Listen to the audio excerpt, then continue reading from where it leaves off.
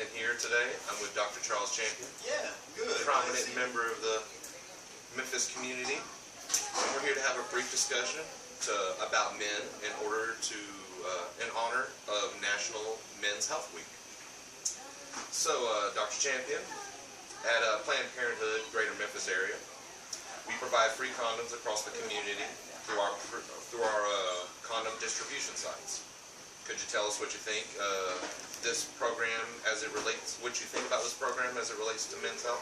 Yeah, I think it's a very good program. In fact, the first time I became acquainted with it, Dr. Nam Tam Boo, a.k.a. Dr. Jones, down at the Kiwanis Center down here on Evans Presley, I came in and I was informed about the condom that was on display in distribution and so forth. So in 1987, back when condoms were kept behind the counter, during the time I was with during the time then, when I was working with the Stags and Cats and so forth, they were still behind the counter.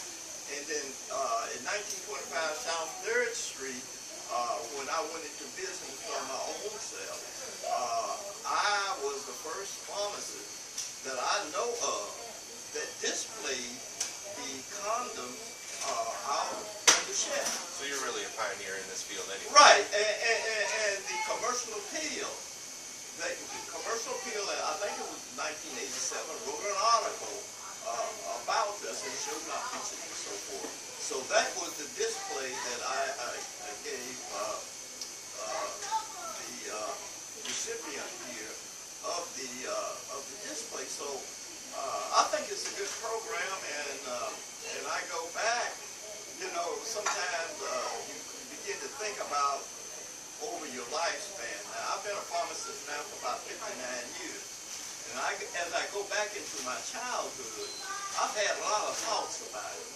I've wondered why in small towns, during the time of segregation, why some of the black families were so large. Just think about it. If you would go into a drugstore and you had a female clerk, you would not go up to that person and ask for a condom. Right. Meriwether's, Boots. Back in those days, we had a number of names for that product. So therefore, if you didn't see a male pharmacist, a male personnel there, you would maybe buy some ice cream or something and go on home. Right. And without the condom, then you would increase your family. Right. So then That comfort level. Yeah. Because naturally, if you were black and you had and I hate to deal with race, but this is a thing that I know about it, you would not go and ask that white lady for a condom. Right. Because what would happen? And especially in a small they town. would say you were sassy. They would say you were sassy in that day. Now I'm talking about it in the 40s and 50s. So my experience in the field, as a pharmacist, as I relate back and go back and look at that, I think it's very important for me to share that information. Then also, when I began to practice pharmacy back in the 50s here in Memphis, STD was out of control at one time here in Memphis. And I don't know if you've ever heard of the Friendly Clinic. Have you heard of the Friendly? I have. You've heard of the Friendly Clinic. It was down on Bill Street. Yes, sir. Yes, now, sir. as I think about that, and think about sulfur drugs, as I think about penicillin, as I think about some of the old methods of using Argerol, what we call mild silver protein, with an eyedropper to insert it into the urethra after you've had sex. A lot of the old methods.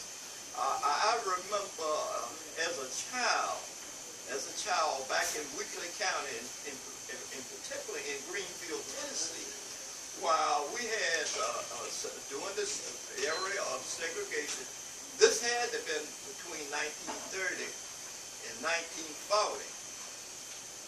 It could have been up into the 50s. The county nurse or county doctor would come one time a week and to give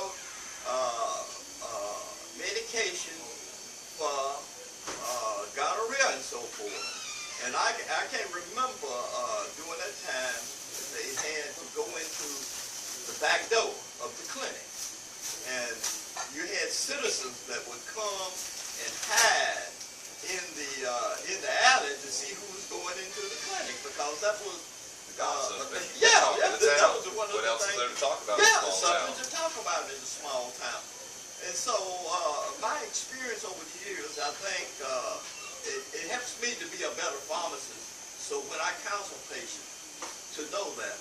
Then also, let me go back to the Friendly Clinic and the era that we had. As you know, penicillin came on board in 1928. That's when it was discovered, in 1928. And so what happened was that up until 1945, most of the penicillin that was, not unless you was rich, had a lot of money, it really wasn't available. Right. Until 1945, until after World War II was over.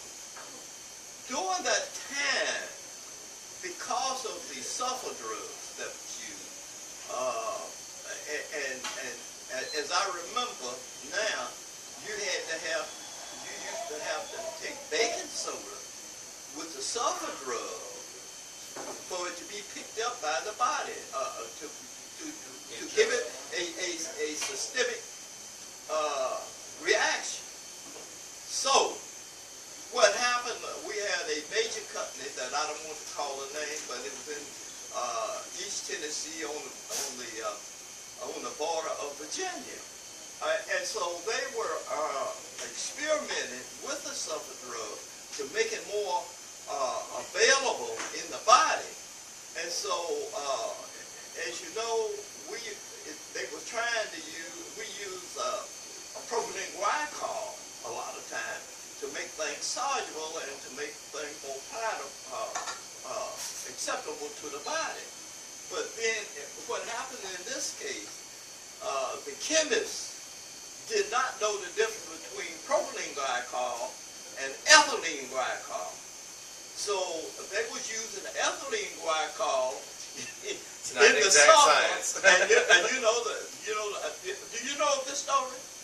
Well, and what happened was, that's antifreeze. That is antifreeze. Oh, Lord. And you had in a number of community doctors that was using that product, killed up a lot of people.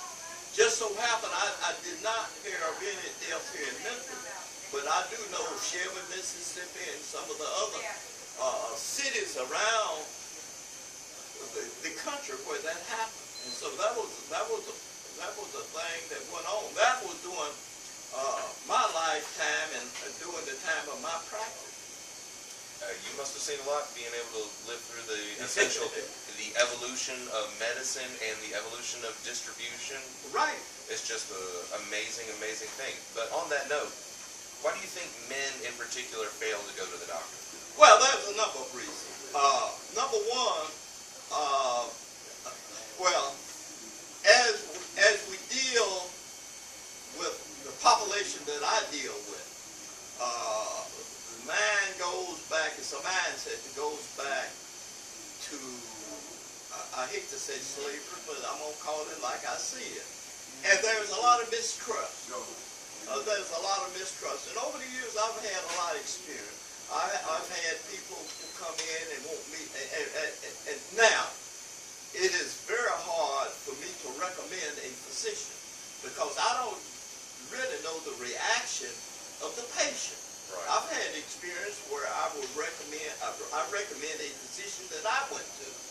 Now, if I recommend a physician that I go to, I feel comfortable. Confident. Yeah. And then the gentleman told me, well, my dog ain't sick. Well, you know, that sort of let me down. But then there's a lot of factors that's involved. That factor's involved.